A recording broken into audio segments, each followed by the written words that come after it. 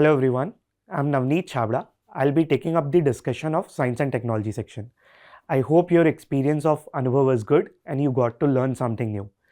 Science and technology के section में maximum question जो थे वो मॉडरेट डिफिकल्टी लेवल के थे. कुछ क्वेश्चंस ऐसे थे जो मॉडरेट दिख रहे थे, but if you analyse the options carefully they were actually easy. चलिए तो हम डिस्कशन स्टार्ट करते हैं. पहला क्वेश्चन जो है साइंस एंड टेक्नोलॉजी का वो स्पेस सैटेलाइट बेस्ड इंटरनेट पे है. अच्छा, बाय द वे आगे बढ़ने से पहले हम एक स्ट्रक्चर डिसाइड कर लेते हैं सेशन का. तो what we are going to do is we will talk about 3 dimensions in this session. Firstly जो कोर कॉन्सेप्ट है क्वेश्चन का हम वो तो डिस्कस करेंगे ही करेंगे. सेकेंडली जो उस क्वेश्चन के पेरिफेरल टॉपिक्स हैं जो आपके एग्जाम के लिए इंपॉर्टेंट है हम वो भी डिस्कस कर लेंगे. And thirdly we will also talk about any possibility of solving question by elimination. Right, सबसे पहले जब भी हम क्वेश्चन अप्रोच करेंगे I will tell you the answer quickly, उसके बाद हम डिटेल डिस्कशन चालू करेंगे. तो इस क्वेश्चन को देखते हैं. It's basically an assertion reason based question जो कि 3 स्टेटमेंट है. आपने देखा होगा 2024 में एक 3 स्टेटमेंट बेस्ड असर्शन रीजन का फॉर्मेट यूपीएससी ने इंट्रोड्यूस किया था. तो पहला स्टेटमेंट कहता है satellite based internet services generally prefer low earth orbit for the satellites. Low earth orbit का मतलब होता है ऐसे ऑर्बिट जो कि 2000 किलोमीटर की हाइट से कम है. राइट, तो ये पहला स्टेटमेंट सही है. Second statement says low Earth orbit satellites generally provide better internet speed than geostationary orbit satellite due to their proximity to the Earth. ये भी सही है. Third statement says कि low Earth orbits हैं they require a smaller constellation का मतलब group of satellite to ensure continuous connectivity. ये statement गलत है. In fact low Earth orbit का जो कॉन्स्टेलेशन की रिक्वायरमेंट होती है that is way more than geostationary orbit. ऐसा क्यों होता है अब हम डिटेल में बात करते हैं. बाय द वे इसका आंसर फिर आपका हो जाएगा option C. Only one of the statement 2 and 3 is correct and ये जो स्टेटमेंट 2 करेक्ट है that also explains the statement 1. कैसे एक्सप्लेन कर रहा है अभी थोड़ी देर में आप समझ जाएंगे. चलिए तो अब इसके कॉन्सेप्ट देखते हैं क्या क्या है इसमें. फर्स्ट ऑफ ऑल इस क्वेश्चन का कॉन्टेक्स्ट क्या है. This is extremely important topic for multiple reasons. सबसे पहले अभी आपने एक न्यूज सुनी होगी that Manipur militants were using Starlink internet. Starlink एक सैटेलाइट बेस्ड इंटरनेट सर्विस है which is owned by Elon Musk. Although Elon Musk ने डिनाई किया बट ये न्यूज तो थी.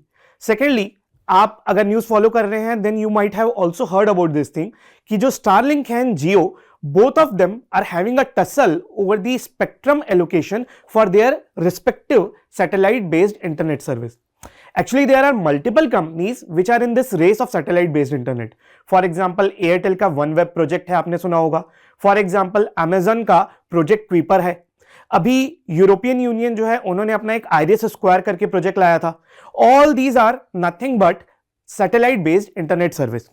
अच्छा, ये जो सैटेलाइट बेस्ड इंटरनेट सर्विसेज हैं actually they are claiming that it's not just a claim, actually it's a reality that satellite based internet can provide cheap high speed internet to remote part of the world. But इसका एक और challenge है जिसकी वजह से भी ये news में रहते हैं and that is also important for your exam. ये स्पेस ट्रैफिक और स्पेस कंजेशन जो इंक्रीज हो रहा है they have a very important role to play. In fact अगर आप देखेंगे इसरो का पहला सैटेलाइट 1975 में आर्यभट्टा गया था और पिछले 50 साल में ISRO has launched around 120 satellite. But Starlink ने पिछले 4 साल में 6000 से ऊपर सैटेलाइट्स भेज दिए. And that raises a question about space traffic. तो ये सारे इश्यूज कवर करते हैं. सबसे पहले अभी जो हमारा इंटरनेट है वो कौन सा इंटरनेट है. तो 95% of our internet is currently, high speed internet is currently through cables and that too undersea cables. In fact आप यह जो मैप देख रहे हैं that is a network of undersea cables जो पूरे वर्ल्ड में इंटरनेट प्रोवाइड कर रहे हैं. अब अभी तक का हमारा इंटरनेट तो ये है but the problem is this, there are remote parts of the world, in fact हमारे इंडिया में ऐसे बहुत सारे पार्ट्स हैं जहां पे ये फिजिबल नहीं है कि हम केबल्स के थ्रू, फाइबर ऑप्टिक्स के थ्रू इंटरनेट पहुंचाएं. Even if it is technically feasible, it's not economically feasible because उसकी कॉस्ट बहुत ज्यादा है और वहां पे डिमांड लो है. And that is where the satellite based internet comes into picture. Satellite based internet में हम जो डेटा है वो थ्रू केबल नहीं ट्रांसफर कर रहे हैं, that is being transmitted through satellites in the space. तो अर्थ के किसी एक पॉइंट से डेटा सिग्नल जाएगा, सैटेलाइट को हिट करेगा, सैटेलाइट से ये वापस आएगा और दूसरे किसी पॉइंट पे it will be received, right. अब ये जो है हमारा ग्राउंड का इंफ्रास्ट्रक्चर रिड्यूस कर देता है, जिसकी वजह से जो कॉस्ट है that will be reduced in the remote parts of the country. अब बात यह है कि ये जो सैटेलाइट आपको प्लेस करना है, which orbit you will prefer for it. क्या आप इसे एक लो अर्थ ऑर्बिट में रखेंगे या जियोस्टेशनरी ऑर्बिट में रखेंगे, इसकी बात समझते हैं।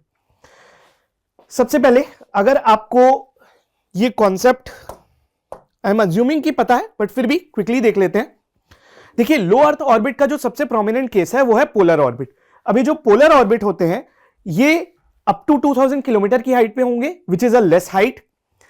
सेकेंडली, ये पोल के अराउंड घूमेंगे, और जब भी आप सैटेलाइट किसी कम हाइट पे रखते हैं, the satellite has to move very fast, इतना फास्ट कि ये अर्थ का पूरा एक चक्कर 1.5 से 2 आवर्स में कंप्लीट कर सकते हैं।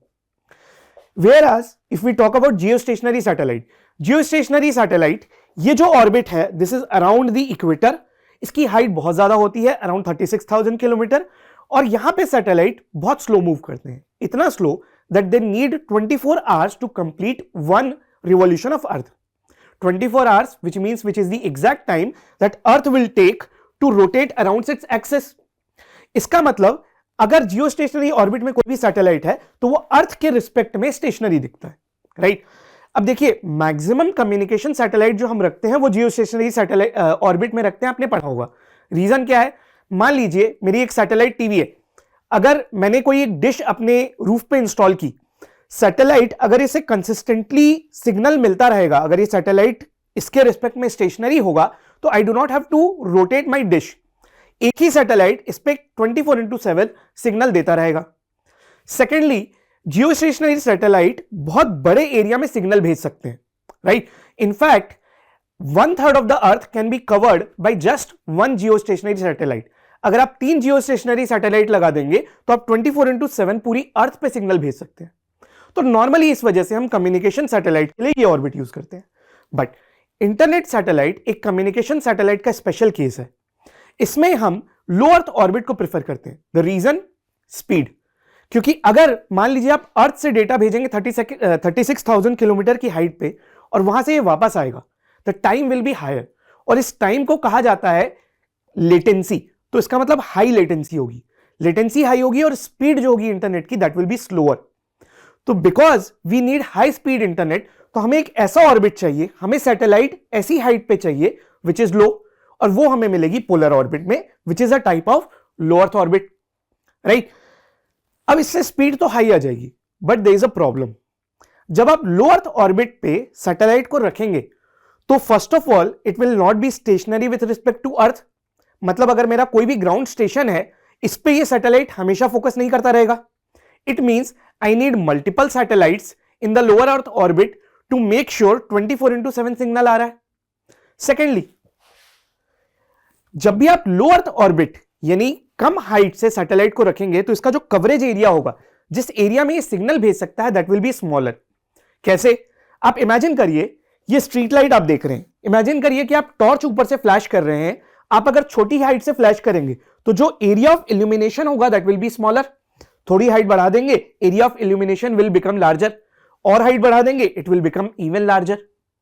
Same happens with case of satellite. अगर आप सैटेलाइट को कम हाइट में रखेंगे तो वो जिस एरिया में सिग्नल भेज सकता है दैट विल बी स्मॉलर। तो लो अर्थ ऑर्बिट एक कम एरिया में सिग्नल भेज सकता है। इसका मतलब अगर आपको पूरी अर्थ को 24/7 सिग्नल भेजना है, you will need huge number of satellites, and that is what is happening. अब आप सोचिए, सबसे पहले तो इस क्वेश्चन पे वापस आ जाइए। सो इट वाज सेइंग कि जो सैटेलाइट्स हैं, जो सैटेलाइट बेस्ड इंटरनेट सर्विस है, they prefer low earth orbit. That is right. Why they prefer? Because they can provide better internet speed. Why? Because it has lesser height. तो ये second सही भी हो गया, सेकंड एक्सप्लेन भी कर रहा है, but third was absolutely incorrect, क्योंकि हमें लो अर्थ ऑर्बिट पे बड़ा कॉन्स्टेलेशन लगेगा, हमें ज्यादा सैटेलाइट लगेंगे। अच्छा, यहीं से इशू निकल के आता है आपका स्पेस कंजेशन का, स्पेस ट्रैफिक का। एज आई सेड कि स्टारलिंक ने पिछले 4 साल में मोर देन 6,000 सैटेलाइट भेज दिए हैं for this internet service. In fact 2021 में इसरो ने एक आर्टिकल पब्लिश किया था विच सेड कि 60% of the satellites that have been sent in 2021 they were only sent by Starlink. Imagine the space traffic it is causing. इस स्पेस ट्रैफिक के बढ़ने की वजह से कोलिजन की फ्रीक्वेंसी बढ़ जाती है स्पेस ऑब्जेक्ट्स के बीच। यहां पे एक टर्म न्यूज में आता है केस्लर सिंड्रोम। इनफैक्ट रिमेंबर, क्योंकि ये स्पेस ट्रैफिक इस सैटेलाइट बेस्ड इंटरनेट की वजह से न्यूज में बहुत ज्यादा है, ये केस्लर सिंड्रोम भी directly as a one liner statement आ सकता है एग्जाम में कि ये किससे रिलेटेड है। तो केस्लर सिंड्रोम बेसिकली एक नासा के साइंटिस्ट हैं जिन्होंने एक थ्योरी दी थी कि अगर लो अर्थ ऑर्बिट में जो स्पेस ऑब्जेक्ट्स हैं, if they cross a certain limit, then the chances of collision will increase और space debris will increase. Space debris मतलब जो छोटे छोटे ऑब्जेक्ट्स उससे डिसोशिएट होकर निकलेंगे, और जैसे स्पेस डेब्री बढ़ेगा the chances of collision will further increase and the space debris will further increase. So एक चेन रिएक्शन सा स्टार्ट हो जाएगा। इसी चेन रिएक्शन को, इसी कोलिजन को हम कहते हैं केस्लर सिंड्रोम। तो ये भी आपका एक सेपरेट वन लाइनर क्वेश्चन की तरह आ सकता है। अच्छा, यहीं पे अभी एक लेटेस्ट न्यूज है, इनफैक्ट दिसंबर मंथ की न्यूज है। ईयू ने, यूरोपियन यूनियन ने एक आइरिस स्क्वायर करके प्रोजेक्ट लॉन्च किया है, जिनका क्लेम यह है कि हम space based, satellite based internet तो देंगे, बट हम स्पेस ट्रैफिक की प्रॉब्लम को भी हैंडल करेंगे। कैसे? So they are actually utilising the medium Earth orbit. Medium orbit geostationary orbit और लोअर अर्थ ऑर्बिट के बीच की स्पेस है, right? So it's a middle ground जहां पे स्पीड और कॉन्स्टलेशन के बीच का एक बैलेंस क्रिएट किया जा सकता है। तो अभी उनका ये क्लेम है। तो ये IRIS square project directly again as a one liner question आ सकता है। ठीक, तो ये वो सारी बातें हैं सैटेलाइट बेस्ड इंटरनेट के बारे में जो आपको पता होनी चाहिए। ठीक है, चलिए तो नेक्स्ट क्वेश्चन में मूव करते हैं। अब आपका जो नेक्स्ट क्वेश्चन है ये है बेसिकली एक न्यू टॉल सिस्टम के बारे में जो गवर्नमेंट ने अभी अनाउंस किया है। तो आप लोगों ने सुना होगा कि हमारा जो अभी टोलिंग सिस्टम है, फास्टैग वाला system, government is planning that it will be replaced by a new tolling system जिसे हम कहते हैं global navigation satellite system based toll collection, या फिर आप कह सकते हैं जीपीएस बेस्ड टोल कलेक्शन। ठीक, तो सवाल देखते हैं क्या है। So it is saying that which of the following are likely benefits of proposed global navigation satellite system based toll collection over the existing FASTag system. पहला कहता है barrierless tolling, reducing the traffic congestion, ये ठीक है। Second कह रहा है no requirement for any initial instalment of device. देखिए ये एक ऐसा स्टेटमेंट है विच इज एब्सोल्युटली रबिश अगर आप कॉमन सेंस से सोचे। कोई भी सिस्टम है, अगर आप जानते भी नहीं है कि ये सैटेलाइट बेस्ड टोलिंग किस तरीके से वर्क करती है, लेकिन अगर सैटेलाइट है तो ग्राउंड में कोई रिसीवर तो चाहिए होगा, व्हीकल में कुछ तो डिवाइस चाहिए होगा। आप जीपीएस यूज करते हैं, वो रिसीवर आपके फोन में है। अगर आपके व्हीकल को सैटेलाइट उससे टोल कलेक्ट करेगा तो ऑब्वियसली उसमें व्हीकल में कोई रिसीवर चाहिए। द मोमेंट यू रियलाइज ये तो गलत है, आपका क्वेश्चन सॉल्व हो जाता है।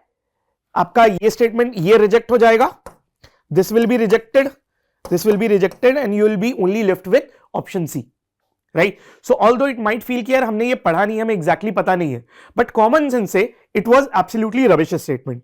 थर्ड सही है, toll charges will be applicable as per the distance travelled. ये भी लॉजिकली डिराइव हो सकता है अगर आपको पता है क्या है। चलिए तो बात करते हैं ये सिस्टम है क्या। सबसे पहले इस सिस्टम को अप्रिशिएट करने से पहले ये देख लेते हैं अभी का एग्जिस्टिंग सिस्टम कैसे वर्क करता है। अभी के जो टोल कलेक्शन का सिस्टम है हम उसे कहते हैं फास्टैग। फास्टैग सिस्टम एक टेक्नोलॉजी पे डिपेंड करता है जिसका नाम है RFID, radio frequency identification system. इसमें आप अपने व्हीकल की विंडशील्ड पे एक फास्टैग का स्टिकर लगाते हैं। This FASTag sticker is actually connected to your bank account या फिर कोई एक प्रीपेड अकाउंट, प्रीपेड वॉलेट। अब आप उस वॉलेट को रिचार्ज करते हैं और ये फास्टैग आपका रिचार्ज हो जाता है। Now when you cross a toll road जहां पे टोल कलेक्ट होना है तो वहां पे एक इस तरीके का सेंसर लगा होगा, RFID sensor. This will read your RFID tag और ऑटोमेटिकली उस रोड के लिए जितना भी टोल है वो आपके बैंक अकाउंट से या उस वॉलेट से जिससे आपने कनेक्ट किया है it will be deducted, right?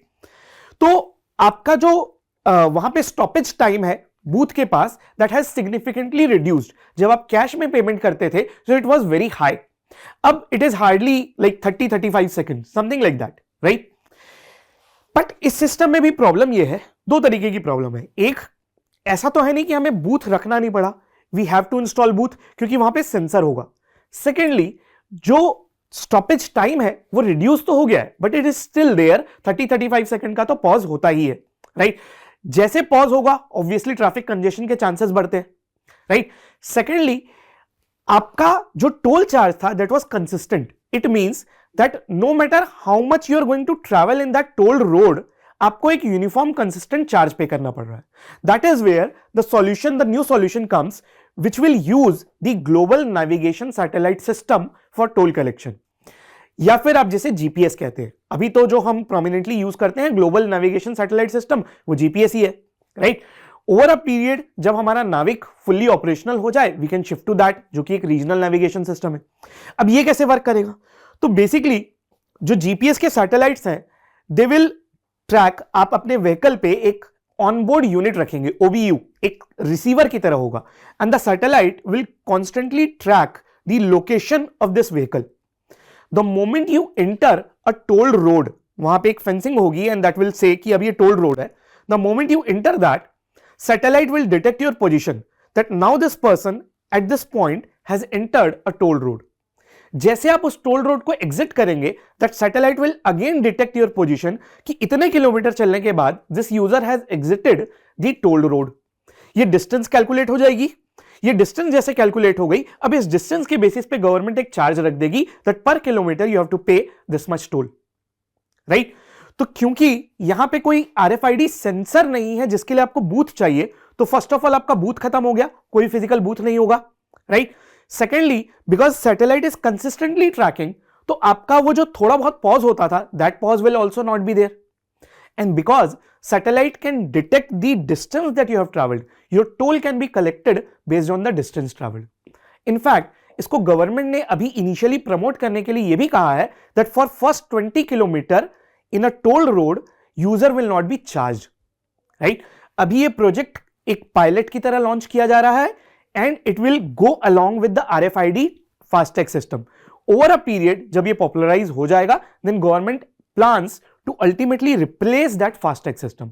अभी इसकी एक एक्सक्लूसिव लेन चलेगी जिस लेन में सिर्फ वही व्हीकल ट्रैवल कर सकते हैं which have this OBU installed, जो इसको डिटेक्ट कर सके. अब आप इस क्वेश्चन को वापस देखेंगे, then the statements are very obvious. Barrierless tolling, obviously there is no need to have any physical booth क्योंकि सैटेलाइट कंसिस्टेंटली ट्रैक कर सकते हैं, तो ट्रैफिक कंजेशन भी खत्म होगा, ऑब्वियस ही बात है. सेकंड, हमने बात की कि भाई आपको सैटेलाइट से डिटेक्ट करवाना है तो कोई ना कोई रिसीवर तो चाहिए आपको, तो ये तो स्टेटमेंट ऑब्वियसली कॉमन सेंस के अगेंस्ट है. Third, toll charges will be applicable as per distance travel, that is what we talked about. चलिए अब आ जाते हैं नेक्स्ट क्वेश्चन पे. ये क्वेश्चन है एजीआई पे, आर्टिफिशियल जनरल इंटेलिजेंस. अगेन, अगर आपको आर्टिफिशियल जनरल इंटेलिजेंस की एग्जैक्ट डिटेल भी नहीं पता है, even if you know this thing कि ये आर्टिफिशियल जनरल इंटेलिजेंस एक एडवांस कॉन्सेप्ट है which is a concept of future, it is not right now existing, the scientists are working towards it. अगर सिर्फ इतना भी पता है तो ये क्वेश्चन सॉल्व हो जाता. चलिए, क्वेश्चन कहता है what is the key feature that distinguishes artificial general intelligence from narrow AI. By the way, narrow AI वही एआई है जो आज आप यूज कर रहे हैं. जितना भी artificial intelligence you use, for example ChatGPT, Alexa, Siri, Google map, all of them are nothing but narrow artificial intelligence. पहला स्टेटमेंट कहता है कि AGI depends completely on predefined algorithm for all type of decision making. देखिए, the moment you know कि ये future की technology है तो ये तो एक लिमिटेड है ना. अगर आप प्री डिफाइंड एल्गोरिदम पे डिपेंड करते हैं तो इट्स अ लिमिटेशन, ये तो फ्यूचर की टेक्नोलॉजी नहीं हो सकती, तो ऑप्शन ए रिजेक्ट हो जाएगा. AGI processes information faster than narrow AI in applications requiring specific task. The word itself says that it's a general intelligence, और ये कह रहा है कि स्पेसिफिक टास्क करने में फास्टर हो जाएगा. तो द मोमेंट यू रियलाइज, ये भी रिजेक्ट हो जाता, right. Third statement is actually right, जो इसका ऑप्शन सी है. AGI can perform a variety of intellectual tasks without requiring domain specific training. इन सब का मतलब क्या है थोड़ी देर में देख लेंगे, बट फिलहाल हम बात कर रहे हैं कि कैसे लॉजिकली रिजेक्ट कर सकते थे। डी इसलिए रिजेक्ट हो जाता, डी को आप देखें that AGI operates independently of computational hardware और फिजिकल सिस्टम। एक बात बताइए, कोई भी मशीन है, right, AI is a machine, कैसे हार्डवेयर नहीं होगा? It's absolutely rubbish, right. तो आपका जो स्टेटमेंट डी है वो भी रिजेक्ट हो जाता था कॉमन सेंस से। अब बात करते हैं इसके पीछे के कॉन्सेप्ट की। फर्स्ट ऑफ ऑल, फ्यूचर की technology which is artificial general intelligence, इसको समझने से पहले देख लेते हैं नैरो एआई क्या होता है जो आज आप यूज करते हैं। देखिए, artificial intelligence, whenever you read about it, all of you hear that it's trying to mimic the human intelligence. Actually, the AI which will mimic the human intelligence, that is AI of future, artificial general intelligence. अभी जो narrow AI है, that is not able to mimic human intelligence.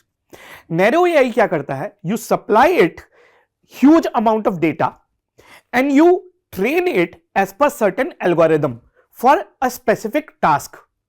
आप जिस specific task के लिए इसको train करेंगे, it will be able to perform only that specific task. For example, Alexa या सीरी देख लीजिए, it has been trained to recognise human voices, it has been trained to give answers to human voices, it has been trained to connect to different house devices. ये सब ये कर लेगा, but क्या Alexa और सीरी chat GPT की तरह content generate कर पाएगा, इमेज जनरेट कर पाएगा? No, right. Look at ChatGPT. That is also a narrow AI.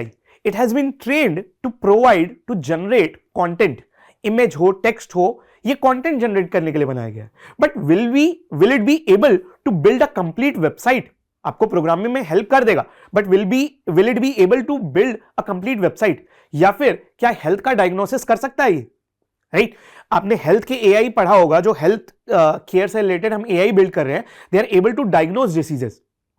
वो चैट जीपीटी कर पाएगा? No, it can only do that specific task for which it has been supplied data, for which it has been supplied algorithm, जिसमें इसको train किया गया है।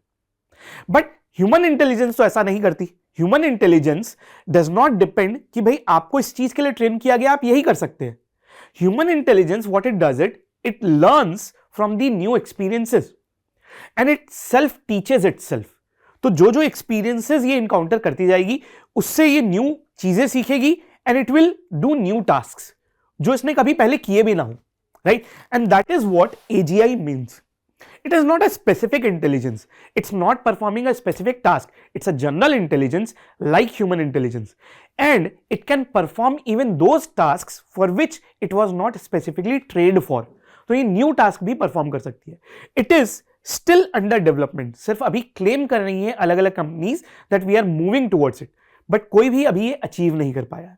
In fact दो open AI जो कंपनी है उसके सीईओ जो पहले थे सैम एल्टमन ने ये क्लेम किया है कि दे are going to develop AGI in 2025 itself, but still that claim is very far fetched.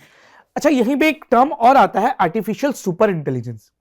देखिए, artificial general intelligence means that AI has reached the capability of human being, human mind.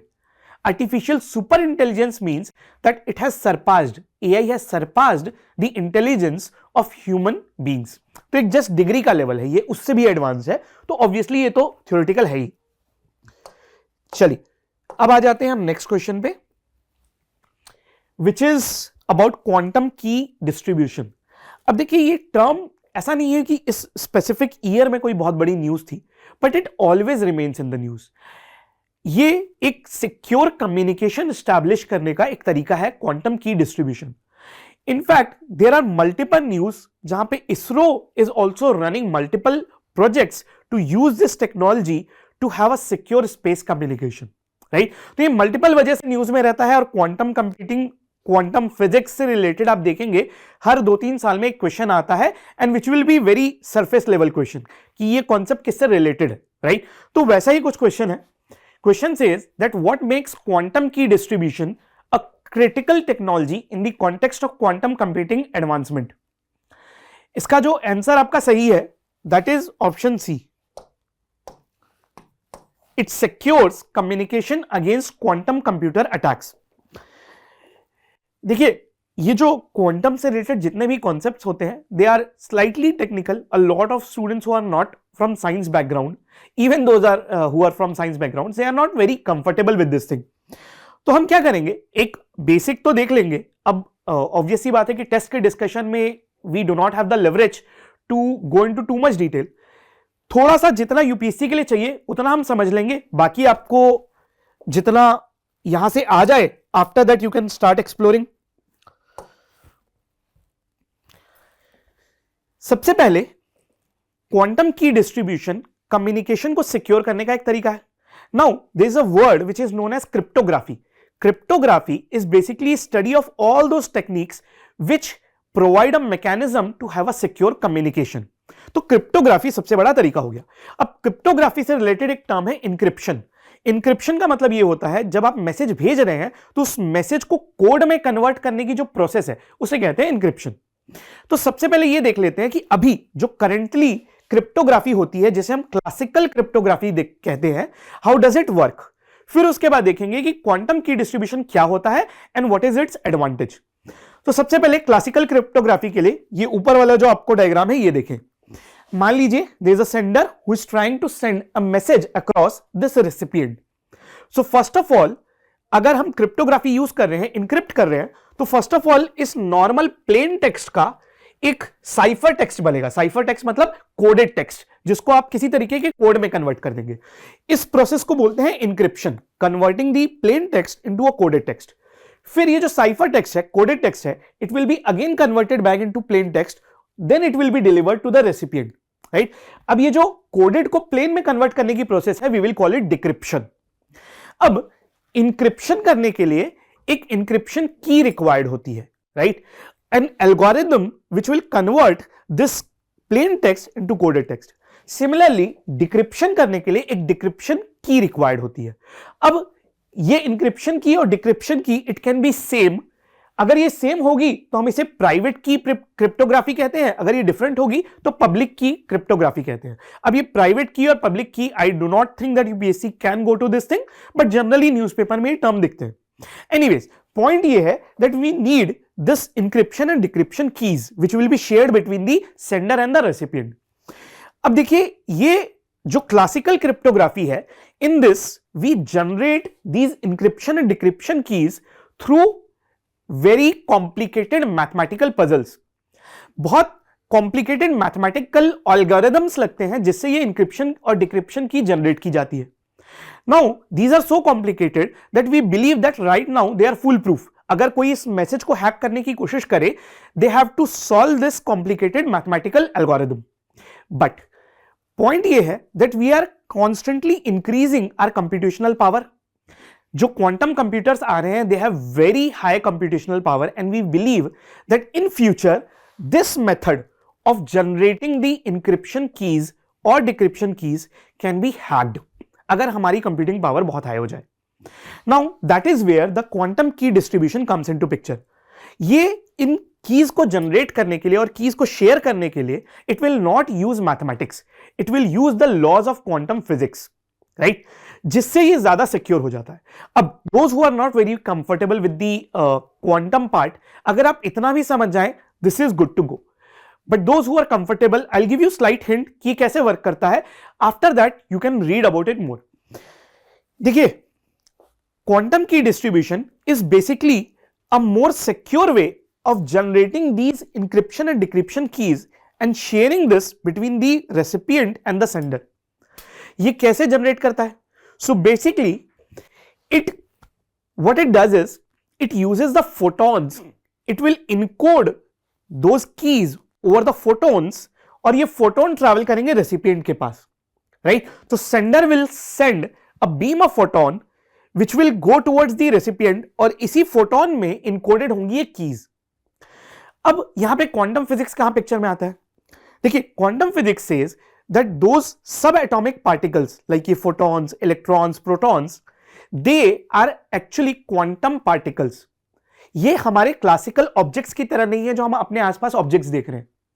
Classical objects follow classical physics, लेकिन quantum particles they follow quantum physics.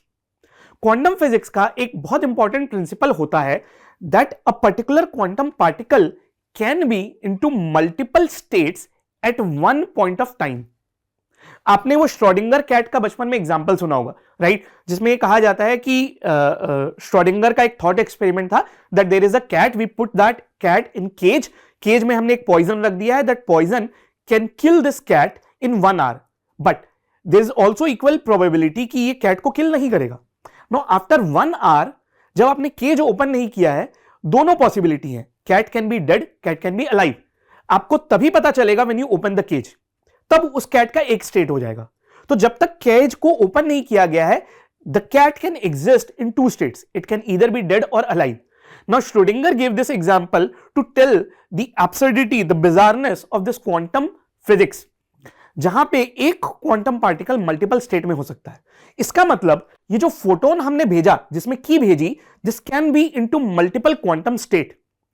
लेकिन अब यहां पे interesting चीज ये आती है, क्वांटम फिजिक्स का एक और प्रिंसिपल ये कहता है, the moment someone tries to hack this key, अगर मान लीजिए बाहर से देयर इज समवन ईवड्रॉपर जो इस मैसेज को हैक करने की कोशिश कर रहा है, that person has to observe this photon जिसमें की इनकोडेड है. The moment that person observes this photon, इस फोटोन का स्टेट चेंज हो जाएगा.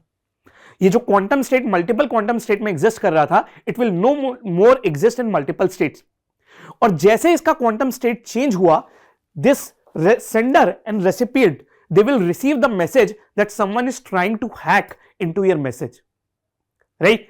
तो this is how it is a foolproof thing. आप जितनी भी कंप्यूटेशनल पावर बढ़ा रहे हैं, you cannot hack into this, because the moment you try to check this, measure this message कि ये की क्या है, the quantum states of those photon will change and they will be alerted कि someone is trying to hack into the system. चलिए, तो अब ये थोड़ा सा I know कि complicated concept है, जो comfortable है, physics के background से हैं, they can understand.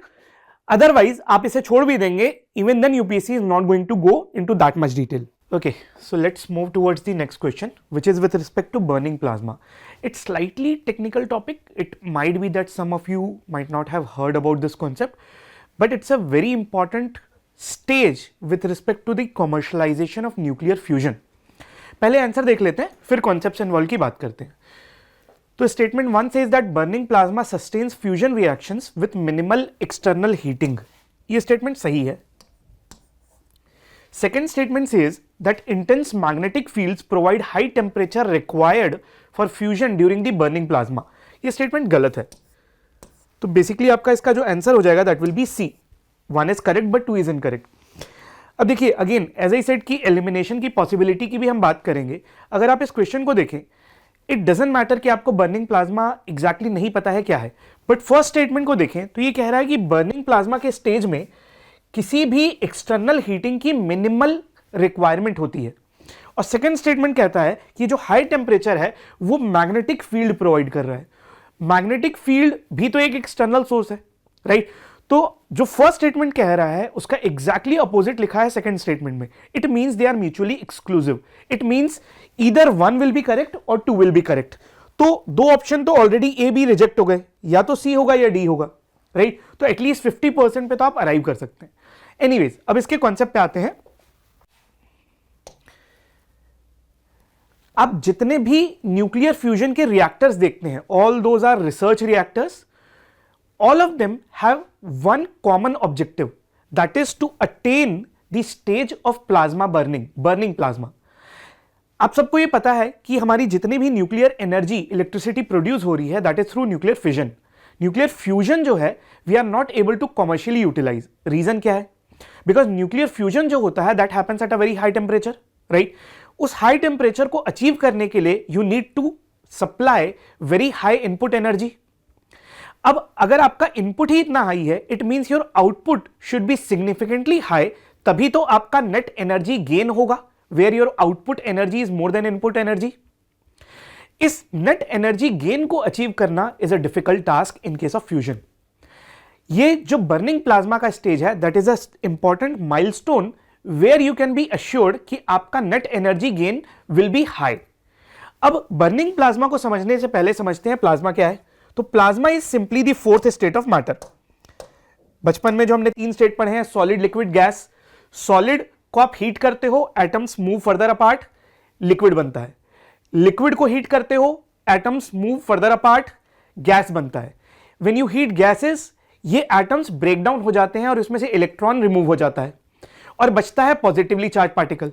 तो ये जो चार्ज पार्टिकल का स्टेट है इसे कहते हैं प्लाज्मा, राइट। अब ये प्लाज्मा न्यूक्लियर फ्यूजन से कैसे रिलेटेड है? Because nuclear fusion is happening at a very high temperature. इसका मतलब आपका जो न्यूक्लियर फ्यूल है that will be in the state of plasma. Nuclear fuel क्या होता है हमारा? तो आपने पढ़ा होगा दैट ड्यूटेरियम एंड ट्राइशियम, जो कि हाइड्रोजन के दो आइसोटोप हैं, they are the most prominent nuclear fuel. अब आप इसे जब हाई टेम्परेचर पे लोगे तो ये प्लाज्मा के स्टेज में होगा। अब देखिए, इनिशियली आपका एक्सटर्नल हीटिंग जो आपको देनी पड़ेगी ये अटेन करने के लिए temperature, that will be very high, but slowly fusion start होगा, फ्यूजन की अपनी एनर्जी जनरेट होगी।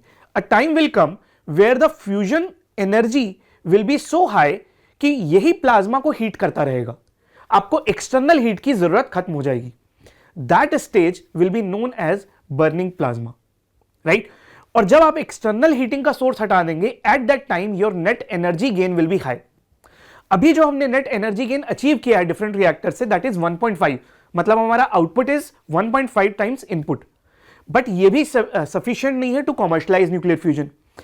Most of the scientist believe जब तक हम 10x का एनर्जी गेन अचीव नहीं कर लेते हैं तब तक we can not commercialize the nuclear fusion. Anyways, उन सब की शुरुआत होती है बर्निंग प्लाज्मा से, ठीक।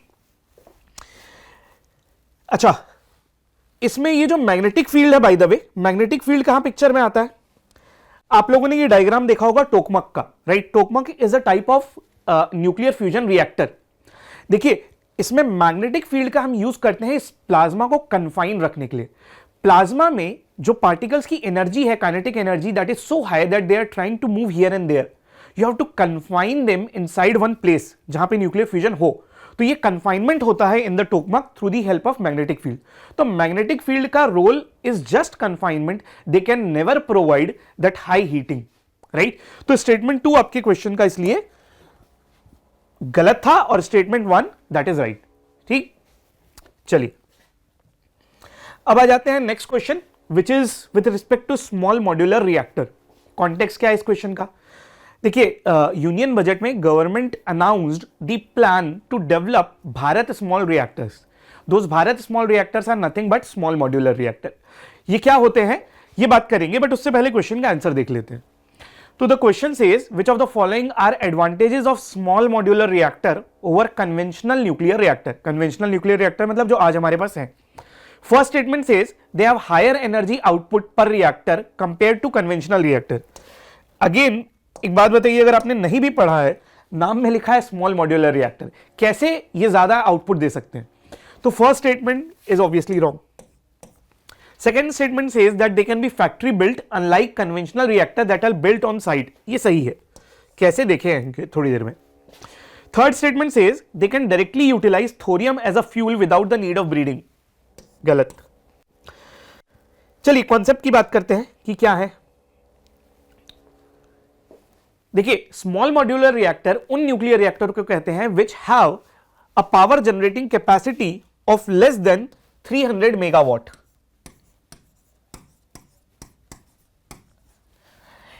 इसकी एक सब कैटेगरी होती है micro reactors which have the power generating capacity of less than 10 megawatt, right. तो ये स्मॉल न्यूक्लियर रिएक्टर्स हैं which are meant for remote locations, जहां पे आप बड़ा न्यूक्लियर पावर प्लांट स्टैब्लिश नहीं कर सकते हो। These are also beneficial for off grid electricity, जो आप मेन ग्रिड से कनेक्ट नहीं कर रहे हो, सिर्फ एक रिमोट साइट पे वहीं प्रोड्यूस कर रहे हो, वहीं यूज कर रहे हो, राइट। अब ये स्मॉल मॉड्यूलर रिएक्टर का एक एडवांटेज ये होता है because they are small, so that is why you can build them in a factory और सीधा उसे ट्रांसपोर्ट कर सकते हो जिस साइट पे आपको लगाना है वहां। Whereas conventional nuclear reactors are huge, you can not build them in factory and transport, आपको साइट पे जाना पड़ेगा और वहीं पे कंस्ट्रक्ट करना पड़ेगा, राइट। तो स्मॉल मॉड्यूलर को क्योंकि फैक्ट्री में बिल्ड किया जा सकता है तो they provide you portability, right. अच्छा, इसके अलावा स्मॉल मॉड्यूलर रिएक्टर का एक एडवांटेज ये भी होता है कि दे आर इनहेरेंटली सेफ। एक तो भाई ऑब्वियस ही बात है कि इसमें फ्यूल की जो रिक्वायरमेंट है दैट इज लेस, यहां पे जो रेडियो एक्टिव वेस्ट जनरेट होगा that is less. Moreover they are called as having passive safety system. ये वर्ड बहुत ज्यादा इस टाइप के रिएक्टर के साथ यूज किया जाता है, तो आपको पता होना चाहिए। देखिए, पैसिव सेफ्टी सिस्टम का मतलब ये होता है that even if human do not intervene during any mishappening, they have an inherent system to shut down the plant. अगर कुछ भी प्रॉब्लम होती है, if there is any mishappening, human intervene नहीं भी करेंगे, then also they can shut down, right. वो detail safety features जानने की जरूरत नहीं है, but this thing you should know कि दे आर इनहेरेंटली सेफ। अच्छा, एक और बात,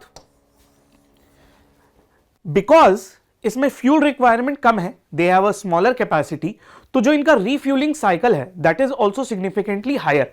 जनरली एक कन्वेंशनल न्यूक्लियर पावर प्लांट में आपको 1 to 2 ईयर में you have to refuel it, but यहां पे 7 to 10 ईयर्स तक का रिफ्यूलिंग साइकिल हो सकता है, right. So this is another advantage. अच्छा, ये फायदे तो है, but the challenge is this that all the theoretically we believe कि इसकी कॉस्ट जो है, initial construction cost, that is less, but ultimately how it will work out practicality में, इसका जो पर यूनिट इलेक्ट्रिसिटी का कॉस्ट आएगा ये कितना होगा, we do not have exact idea भी। If we look at globally, जो कन्वेंशनल न्यूक्लियर रिएक्टर्स हैं they are in a very mature stage, but अगर हम स्मॉल न्यूक्लियर रिएक्टर की बात करें, they are a very few countries, in fact Russia and China are the only examples जहां पे ये ऑपरेशनल है डिसेंटली, राइट। तो there is lot to research right now for these small nuclear reactors. Anyways, तो concept इसका ये है। अच्छा, इसका थर्ड स्टेटमेंट ये कहता था कि ये थोरियम को डायरेक्टली यूज कर सकते हैं without breeding. This is absolutely bizarre. देखिए, आप सबने पढ़ा होगा that thorium is not a fissile material, मतलब अगर आप इसे न्यूट्रॉन से हिट करेंगे, इसका फिजन होता ही नहीं है, इसको ब्रीड करना पड़ता है।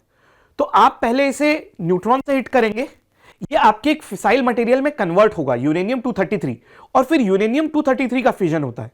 तो जब थोरियम इज नॉट फिसाइल, तो विदाउट ब्रीडिंग आप रिएक्टर कोई सा भी ले आइए, how can you directly use it? Firstly you have to breed it, right.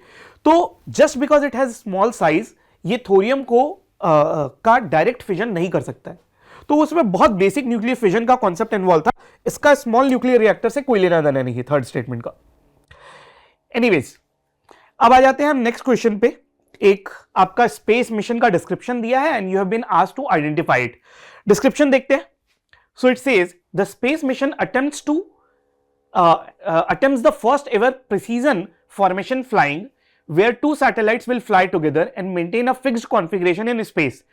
The two satellites will mimic a natural solar eclipse to study the sun's corona. अब ये जो डिस्क्रिप्शन है ये आपका है प्रोवा 3 मिशन का। प्रोवा 3 mission is basically a mission of European space agency, but इसे launch जो किया था वो इसरो ने किया था थ्रू पीएसएलवी, राइट। अब इसमें एक टर्म आता है प्रिसीजन फॉर्मेशन फ्लाइंग, इसका डिस्क्रिप्शन क्वेश्चन में ही लिखा हुआ है। So this basically means that you will launch two spacecraft together and these two spacecraft, these two satellites will maintain a fixed relative position, मतलब इनके बीच की जो डिस्टेंस है, एंगल है, that will remain constant throughout their journey, right. इसे कहते हैं प्रिसीजन फॉर्मेशन फ्लाइंग। अच्छा, ये ऐसा कर क्यों रहे हैं? सो बेसिकली प्रोवा 3 में ये दो स्पेसक्राफ्ट लॉन्च किए जाएंगे जिनकी रिलेटिव पोजीशन को कोऑर्डिनेट करके रखा जाएगा, and they will try to have an artificial solar eclipse so that they can study corona. अब सोलर इक्लिप्स से कोरोना कैसे स्टडी होता है इसकी बात कर लेते हैं। सबसे पहले जस्ट टू रिवाइज, कोरोना है क्या? देखिए, आपके सन के एटमॉस्फेयर में जो आउटर एटमॉस्फेयर है, देयर आर 3 लेयर्स। सन के आउटर एटमॉस्फेयर में there are 3 layers. The first is photosphere, the next one is chromosphere and the outermost is corona. और सन का जो इंटीरियर है वो यहां है करीब, right. Now logically what should happen कि सन से आप जैसे जैसे बाहर जाते जाएंगे temperature should decrease, but here is the surprise, corona is the hottest layer of sun's outer atmosphere. Photosphere से यहां पे टेम्परेचर इंक्रीज कर रहा है, right. But another thing is this कि फोटोस्फेयर ब्राइटेस्ट है, इसका टेम्परेचर कम है कोरोना से, but this is the brightest. ऐसा क्यों होगा? बिकॉज फोटोस्फीयर वाली लेयर से जो लाइट आ रही है that is more visible light. तो कोरोना का टेम्परेचर तो हाई है but it is not the brightest layer. अब होता ही है, देखिए फोटोस्फीयर इज द ब्राइटेस्ट, तो whenever we try to look at the sun from the earth side, जो हमें विजिबल होता है that is photosphere. Corona visible ही नहीं होता है, ये इतना ब्राइट है कि कोरोना नॉर्मली हिडन रहता है। It is visible only during the solar eclipse. Solar eclipse मतलब आपका सन और अर्थ के बीच में मून आ गया है, right, because moon blocks the sun's view from earth. तो इस सोलर एक्लिप्स के समय जो कोरोना की लेयर है वो थोड़ी थोड़ी विजिबल होने लग जाती है इस तरीके से, क्योंकि फोटोस्फीयर ब्लॉक हो जाता है और बाहर की कोरोना की लेयर विजिबल होने लग जाती है, right. So this is what naturally happens. अब Proba 3 is trying to do this thing, same thing to study corona. Normally Proba 3 को कोरोना नहीं दिखेगा, right. So what it is doing is it will carry 2 spacecrafts इस तरीके से, right. One of the spacecraft what that will do is it will block sun. तो photosphere वाला region block होगा and behind it there will be another spacecraft which will study the faint corona which will be visible as if it's a natural solar eclipse, but इस बार ये artificially create किया गया है with the help of this spacecraft। तो जो spacecraft block करेगा उसे कहते हैं occulter, something which blocks light, और ये होगा आपका कोरोना ग्राफ जो कोरोना को स्टडी करेगा। So that is how Proba 3 is trying to study corona.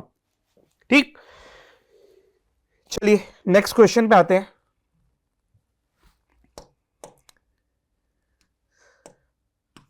Coincidentally ये जो ऑफशोर विंड एनर्जी का क्वेश्चन है this is also originating from your budget. तो बजट में एक वायबिलिटी गैप फंडिंग स्कीम का मेंशन किया गया है। Government has announced a viability gap funding for offshore wind energy project. ठीक, ये वायबिलिटी गैप फंडिंग क्या होता है ये भी बात कर लेंगे, बट पहले क्वेश्चन देख लेते हैं। So the question says that these they usually generate more energy पर टर्बाइन देन दी ऑनशोर विंड फार्म। ये सही है। Second statement says they are a more reliable source of renewable energy than onshore wind farms due to reduced seasonal variability in wind speed. ये इतना obvious सा statement है, इसे सही होना ही है। Cost per unit of energy for offshore wind turbine is generally lower than that of onshore wind turbine. ये गलत है, तो आपका आंसर हो जाएगा only 2। चलिए कॉन्सेप्ट की बात करते हैं। First of all you might be knowing this thing कि हमारे जो रिन्यूएबल एनर्जी की इंस्टॉल्ड कैपेसिटी है उसमें फर्स्ट तो सोलर एनर्जी है, second is wind energy, right. अब इस विंड एनर्जी में दो टाइप की विंड टर्बाइंस होती हैं। एक को कहते हैं हम onshore wind turbine and second is known as offshore wind turbine. Onshore मतलब जो लैंड में, this one. Offshore means which is in the water body, right. Right now whatever wind energy that we are generating in India, all of that is onshore. हम offshore generate कर ही नहीं रहे हैं right now, right. सो इसी को promote करने के लिए, because we have a long coastline, the government of India has launched one viability gap funding scheme to promote the offshore wind energy. अच्छा, ऑफशोर विंड एनर्जी का फायदा क्या होता है? देखिए ऑब्वियस ही बात है कि विंड टर्बाइन जो एनर्जी जनरेट कर रहा है, जो इलेक्ट्रिसिटी जनरेट कर रहा है, that is using the energy of the wind. अब ये जो एनर्जी है विंड की, ये आपके सी बॉडीज, वाटर बॉडी के पास ज्यादा यूनिफॉर्म है। Sea has a consistent wind speed, तो वहां पे आपको विंड की स्पीड अगर कंसिस्टेंट मिलेगी तो इससे दो फायदे हो गए। Firstly you have a reliable source of energy. Otherwise normally onshore में क्या होता है कि wind is a volatile thing. अभी विंड की स्पीड ज्यादा है तो you will get more energy, wind speed will decrease, your electrical energy will can even stop, right. But sea के केस में ऐसा नहीं है। तो फर्स्टली रिलायबिलिटी बढ़ गई, जो आपके क्वेश्चन का सेकंड स्टेटमेंट था, right. Secondly, because the wind speed is higher, so your one turbine will generate more electricity. यही आपका फर्स्ट स्टेटमेंट भी था। so basically they are interconnected. but cost की बात करते हैं कि हमने कहा था कि कॉस्ट ऑफशोर की ज्यादा है, हमने थर्ड स्टेटमेंट को इनकरेक्ट किया था, right. Why is it so? Because offshore wind energy के जो प्रोजेक्ट होते हैं दे आर वेरी कॉस्टली। आपको इस तरीके के कुछ अंडर सी केबल्स बिल्ड करने रहते हैं to provide them foundation, and this carries lot of cost. In fact, the initial cost is so high that private sector is not much interested in building these projects. And that is where the role of viability gap funding scheme comes. Generally, government viability gap funding बहुत सारे infrastructure project के लिए launch करती है. इसका मतलब ये होता है, these are those projects which are economically desirable. Our economy will benefit from them, but financially they are not viable. क्योंकि उनकी इनिशियल कॉस्ट इतनी ज्यादा है that private sector is not much interested in investing in them. तो government क्या करती है, initial support provide करती है, right. So that is what they have done for the offshore farms. अब बिकॉज इसका कंस्ट्रक्शन कॉस्ट इतना हाई है तो इसका per unit cost electrical energy का for the initial many years will be very high. There is some opinion कि over a period इसकी जो हाई एफिशिएंसी है पर टरबाइन से इलेक्ट्रिकल एनर्जी जनरेट करने की वो ज्यादा है, तो over a period it might happen कि इसकी cost per unit electricity decrease हो जाए. But for initial many years इसकी cost per unit of electricity will be higher because of these cost involve. ठीक है, चलिए, तो ये आपके विंड एनर्जी से रिलेटेड कॉन्सेप्ट हो गए जो भी आपको जानना था. एक और फैक्चुअल बात, आपका गुजरात जो है that usually remains at top in terms of installed energy capacity of wind. ठीक, चलिए नेक्स्ट क्वेश्चन की बात करते हैं. स्पेडेक्स मिशन पे है, आप सबने इसका नाम तो सुन ही लिया होगा, बहुत ज्यादा चर्चा में. The question says what are the expected benefits of successfully demonstrating in space docking technology through SpaDeX mission. SpaDeX mission का फुल फॉर्म क्या है, स्पेस डॉकिंग एक्सपेरिमेंट मिशन.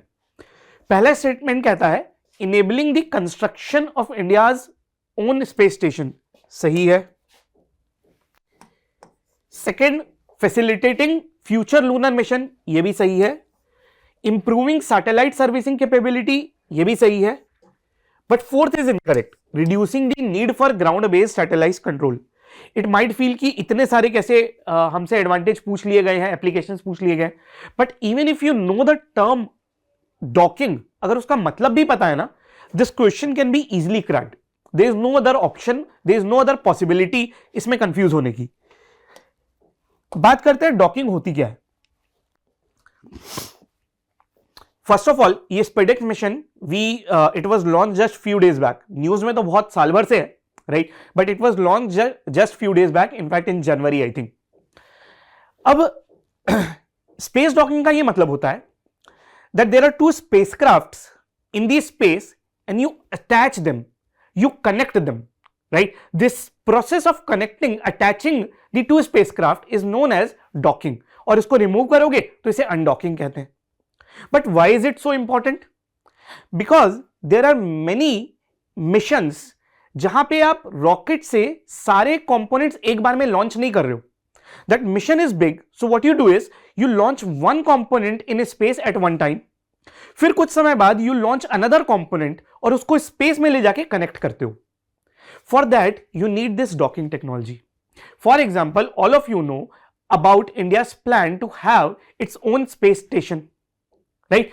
अब जब हम अपना स्पेस स्टेशन रखेंगे तो फिलहाल जो उसकी डिटेल्स आई है that this space station will have 5 modules.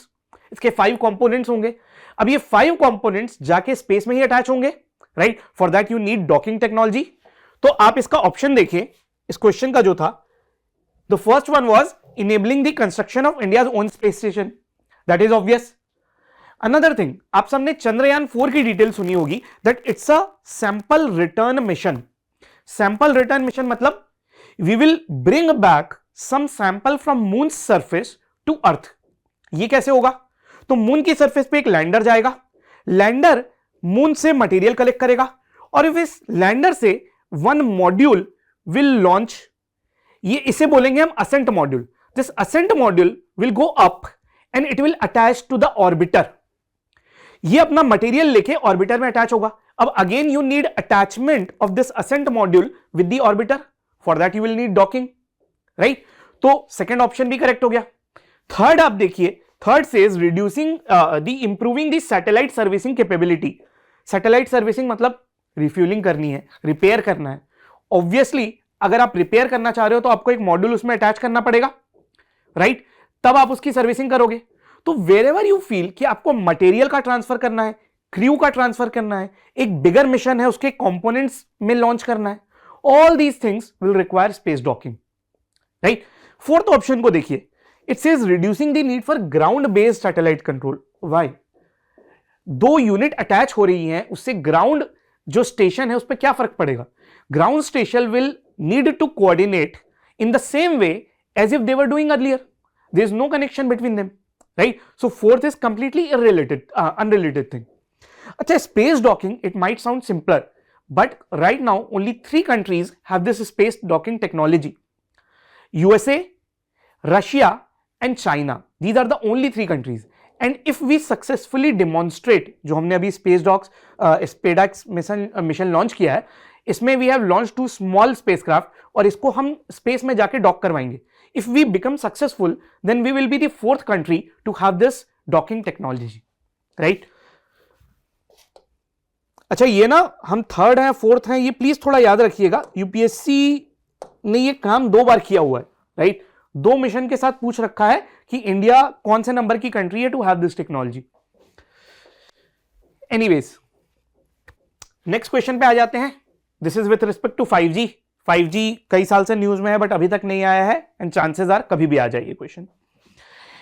Anyways, पहला स्टेटमेंट कहता है 5G utilises wavelengths that are longer compared to those used in 5G. ये गलत है.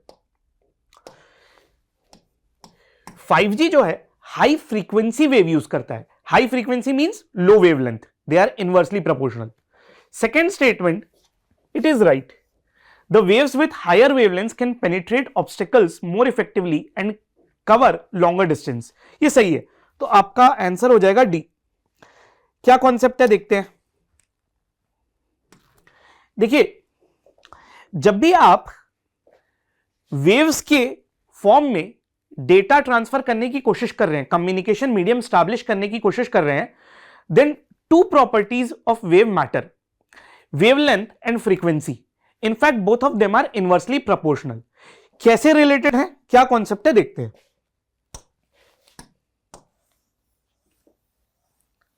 This is the wave. Wavelength क्या है? This is the wavelength. The distance between 2 similar points. एक cycle में वेव कितना डिस्टेंस ट्रैवल कर रही है, दैट इज वेवलेंथ. फ्रीक्वेंसी क्या है? फ्रीक्वेंसी है कि पर यूनिट टाइम में वेव कितने साइकिल कंप्लीट कर रही है, दैट इज फ्रीक्वेंसी. अगर आप इस वेव को देखें, wave A, wave B, B is covering more cycle in per unit time, तो इसकी फ्रीक्वेंसी ज्यादा हो जाएगी. But it is travelling less in 1 cycle, तो इसकी वेवलेंथ कम हो जाएगी, राइट? सो इसकी wavelength is less but frequency is high. Here opposite is true. Wavelength high है, फ्रीक्वेंसी लो है. ऑलवेज रिमेंबर, जब भी आपको डेटा ट्रांसफर करना है, हाई फ्रीक्वेंसी वेव में your data transfer speed will be higher. Why?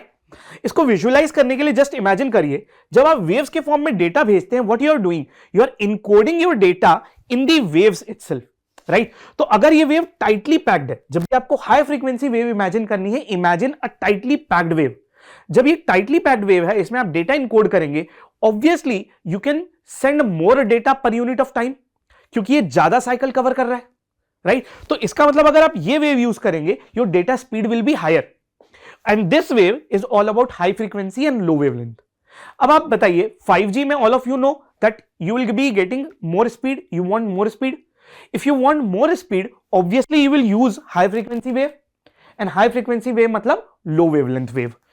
तो अब इस स्टेटमेंट को देखिए. स्टेटमेंट वेव ये कह रहा है लॉन्गर वेवलेंथ यूज होगी. नहीं, लॉन्गर वेवलेंथ तो लूज वेव है, उसमें डेटा स्पीड लो होगी. अच्छा, वेवलेंथ से ऑब्स्टेकल्स को पेनिट्रेट करने की एबिलिटी कैसे अफेक्ट होती है? देखिए, टाइटली पैक्ड वेव यानी हाई फ्रीक्वेंसी वेव का एडवांटेज ये है कि data speed will be higher, but it can not penetrate obstacles better. इसे विजुअलाइज करने का तरीका देखिए, इसकी जो एक्चुअल फिजिक्स है that is slightly complicated. We can talk about it, but I do not think कि वो हमारे लिए हाई रिटर्न ऑन इन्वेस्टमेंट है. I will just tell you one trick to remember. आप ये इमेजिन करिए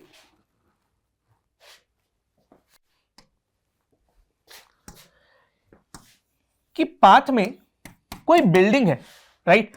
अगर एक हाई वेवलेंथ वेव होगी, it can cross this obstacle very easily.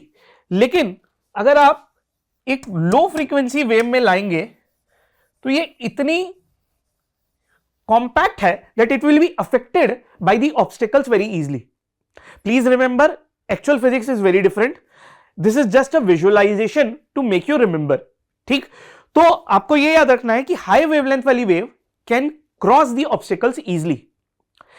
अब 5G में तो हम लो वेवलेंथ यूज कर रहे हैं, राइट? इसका मतलब 5G की जो वेव है that will be affected by obstacles more easily, and that is why you will see in the news कि 5G में ज्यादा टावर की रिक्वायरमेंट है. क्यों?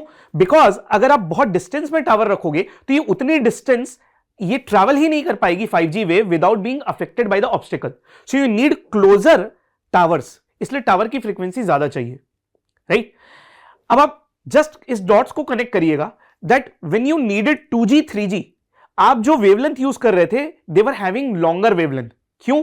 क्योंकि at that time our priority was to have the connectivity in the farthest possible corner of the country. तो आप चाहते थे कि ऐसी वेव हो which can penetrate the obstacles more easily, क्योंकि उस समय डेटा स्पीड से ज्यादा the connectivity is more important. Now that we have connectivity in every corner, now we want more speed, और मोर स्पीड के लिए you need higher frequency wave या फिर लोअर वेवलेंथ वेव. ठीक, तो I hope this concept is clear. इसके बाद तो क्वेश्चन इज वेरी इजी. चलिए अब आ जाते हैं नेक्स्ट क्वेश्चन पे, जो सिकल सेल एनीमिया का क्वेश्चन है. Sickle cell anaemia, this question is very basic, इसमें कुछ बहुत ज्यादा है नहीं. Sickle cell anaemia is extremely important disease for your exam, because government of India का एक सिकल सेल एनीमिया मिशन चल रहा है to eliminate this disease by 2047, right? And in fact this disease is very prominent in the tribal region, तो ये उसके लिए भी इंपॉर्टेंट हो जाती है. सिकल सेल एनीमिया होता क्या है? अच्छा, इसका आंसर सबसे पहले देख लेते हैं. तो which of the following is the primary cause of sickle cell anaemia? Lack of oxygen in the bloodstream, this is the result of anaemia. ये कॉज नहीं है. Deficiency of iron within RBC, नहीं, ये normal anaemia का case है.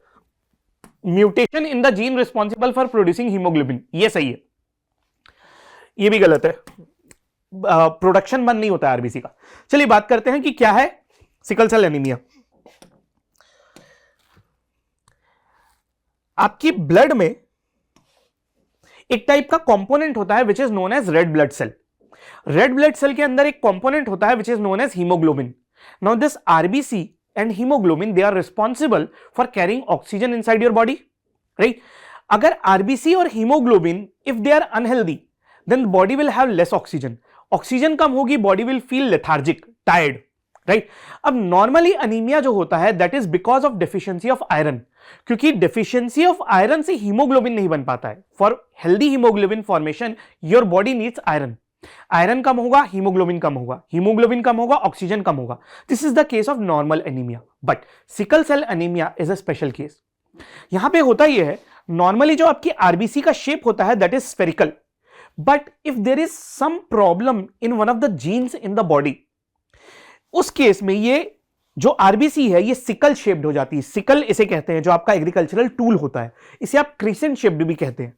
तो जब RBC का शेप ये हो जाता है, because of this what happens is they get obstructed while traveling through the blood vessel.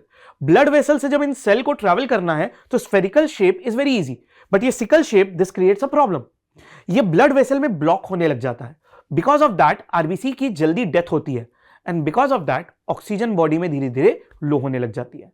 In fact जब ये ब्लड वेसल में ऑब्स्ट्रक्ट होती हैं, the people suffering from this disease they often face very severe pain also, right? ये case होता है sickle cell anaemia का. क्यों हो रहा है? Because there is some problem in some of the gene. In fact ये जो जीन होती है क्रोमोसोम 11 पे होती है, राइट? आप सबने पढ़ा है 23 पेयर ऑफ क्रोमोसोम होते हैं हम सबके पास, उसमें से जो 11th नंबर का क्रोमोसोम है उसमें एक जीन पाई जाती है. अगर उसमें प्रॉब्लम हो गई then the person gets sickle cell anaemia. एक और चीज याद रखिएगा कि अगर किसी पर्सन में 2 पेयर ऑफ डिफेक्टिव जीन है, ये क्रोमोसोम 11 वाली, मतलब एक पेरेंट से एक आ रही है डिफेक्टिव, दूसरे पेरेंट से दूसरी डिफेक्टिव आ रही है, only then this person will have sickle cell anaemia.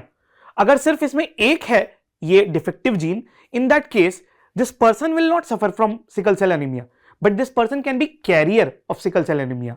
मतलब ये अपनी नेक्स्ट जनरेशन में वो डिफेक्टिव जीन ट्रांसफर कर सकता है, but this person will not suffer unless and until इसके पास 2 पेयर ऑफ डिफेक्टिव जीन है। ठीक, नेक्स्ट क्वेश्चन एक बेसिक अवेयरनेस का क्वेश्चन है। So all of you might have heard the case of Sunita Williams that she is stuck in ISS, right. ISS से Sunita Williams और उनके साथ के जो साइंटिस्ट हैं, they had to return back, but while when they were about to return, the spacecraft which was supposed to carry them, वहां से helium का लीकेज होने लग गया था, right? And because of that, they could not be brought back, and we are again waiting for few months to bring them back. काफी सारे और स्पेस मिशन के साथ भी हुआ है, चंद्रयान 2 के साथ भी हीलियम लीकेज का केस हुआ था, राइट। अब पॉइंट ये आता है कि हीलियम यूज क्यों होती है स्पेसक्राफ्ट में। जिसको थोड़ी सी बचपन की केमिस्ट्री याद है उसके लिए पॉसिबल भी था ये गेस कर पाना अगर आपने पढ़ा भी नहीं है। इसका आंसर एक्चुअली है C, but how you could have reached to this point. Helium अगर आपको याद हो तो एक इनर्ट गैस है, right, which is non reactive. Non reactive है इसका मतलब ये कंबस्टेबल भी नहीं है, राइट, ये बर्न ही नहीं करती है। और अगर ये बर्न नहीं करेगी तो ये प्रोपेलेंट की तरह कैसे यूज हो सकता है। प्रोपेलेंट क्या है, बेसिकली फ्यूल और ऑक्सीजन का मिक्सचर जिसे बर्न होना है और रॉकेट को थ्रस्ट देना है। अगर ये इनर्ट है तो बर्न कैसे होगी, तो statement A is incorrect. Similarly option B is saying कि it is burn along with liquid hydrogen, but problem तो अगेन वही है कि ये बर्न हो ही नहीं सकती। D was tricky to guess अगर लॉजिक से, ठीक है, बट यूजुअली क्या होता है कि जो आपका फ्यूल होता है और ऑक्सीडाइजर होता है वही कूल टेम्परेचर पे जाके आपकी नोजल को कूल डाउन करता है। ये हीलियम से नहीं किया जाता है। This was tricky to guess from logic, but A और बी तो रिजेक्ट किया जा सकता था। हीलियम का एक्चुअली यूज ये होता है, देखिए आपका जो फ्यूल टैंक है, आप जैसे जैसे फ्यूल यूज करते जाएंगे रॉकेट में, it will there will be vacuum inside the tank, right. Vacuum होगा इसका मतलब जो फ्यूल टैंक के अंदर का प्रेशर था, that pressure will be disturbed. तो आपका जिस फ्लो से फ्यूल फ्लो कर रहा था इंजन की तरफ, that flow might get disturbed.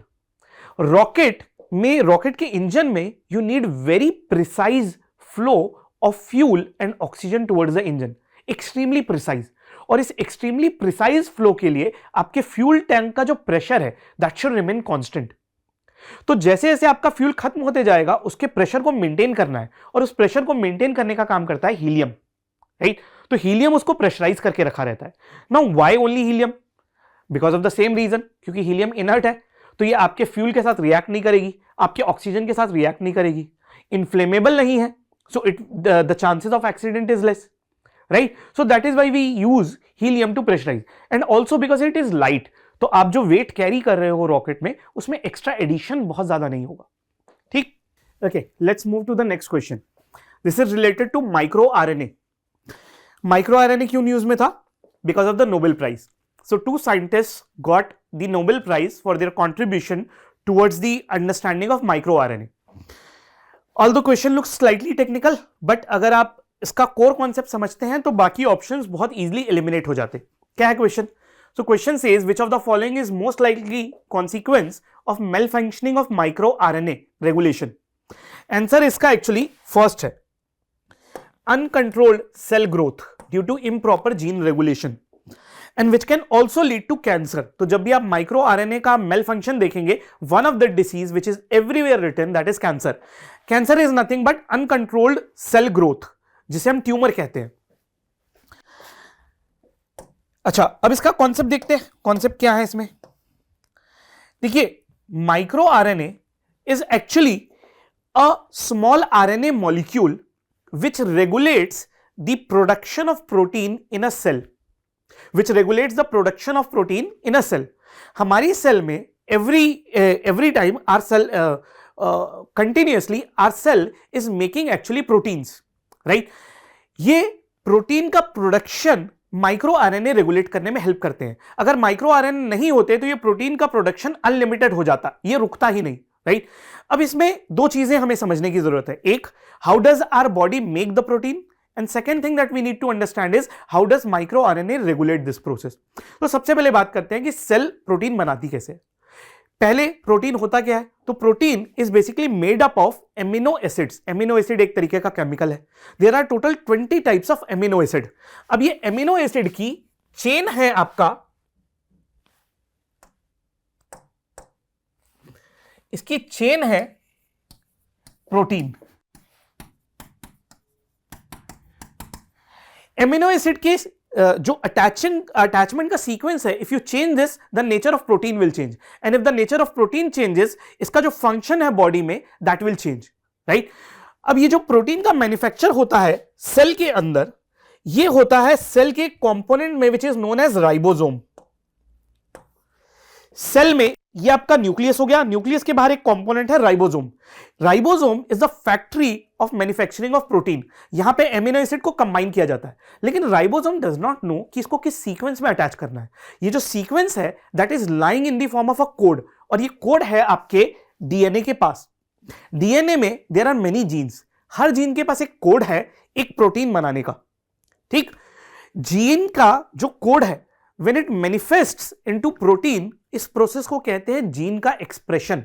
Gene में जो कोड छुपा है when it gets converted into one type of protein, this process is known as gene expression. अब ये कैसे होता है? देखिए, जो फैक्ट्री है प्रोटीन को बनाने की that is lying outside nucleus, और कोड है न्यूक्लियस के अंदर। तो क्या कोड लेके डीएनए खुद आएगा? नहीं। DNA is a very precious information. DNA will not directly come to ribosome.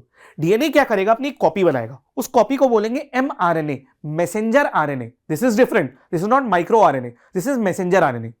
This is the copy of the DNA. तो ये एक पर्टिकुलर पार्ट की, जहां पे एक जीन है, उसका कोड ट्रांसलेट होगा एक टाइप के माइक्रो मैसेंजर आरएनए में। ये मैसेंजर आरएनए कोड लेके जाएगा राइबोसोम के पास, and now ribosome will start attaching the amino acid and start forming protein. तो ये जो कॉपी बनने की प्रोसेस है डीएनए से एमआरएनए की, इसे कहते हैं ट्रांसक्रिप्शन। और एमआरएनए का जब कोड रीड किया जाता है राइबोसोम में, that process is known as translation. और ये दोनों मिला के बनता है gene expression, converting of code of one gene into protein, ठीक। अब यहां पे माइक्रो आरएनए पिक्चर में कहां आता है? देखिए, अगर माइक्रो आरएनए नहीं होगा तो एक बार कोड कॉपी हो गया, this mRNA will keep on translating and protein will keep on forming. और ये प्रोसेस अगर कंट्रोल नहीं की गई तो कुछ जीन ऐसी हैं जो सेल डिवीजन को प्रमोट करती है। अगर उस जीन का एक्सप्रेशन होता रहा, this cell growth will become uncontrolled. तो इस प्रोसेस को रोकना होगा। Now who controls this process? Micro RNA. Micro RNA क्या करते हैं?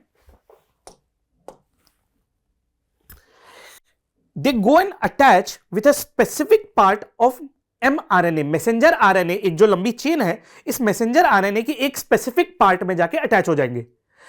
अगर उस स्पेसिफिक पार्ट वाला जीन ब्लॉक कर दिया जाए, देयर आर टू पॉसिबिलिटीज। या तो वो पार्ट डिस्ट्रॉय हो जाएगा और ट्रांसलेशन रुक जाएगा, या वो पार्ट डिस्ट्रॉय नहीं हो but translation will not happen. तो अल्टीमेटली प्रोटीन नहीं बन पाएगा, right. And that is how the protein synthesis gets regulated. इसके बिना पे ये प्रोसेस रुकेगी नहीं, right. This is what micro RNA is doing. It is regulating the expression of a gene, it is regulating the conversion of that code of the gene into protein, ठीक। और ये अगर मेलफंक्शन हो जाए तो cell की uncontrolled growth हो सकती है, ठीक है।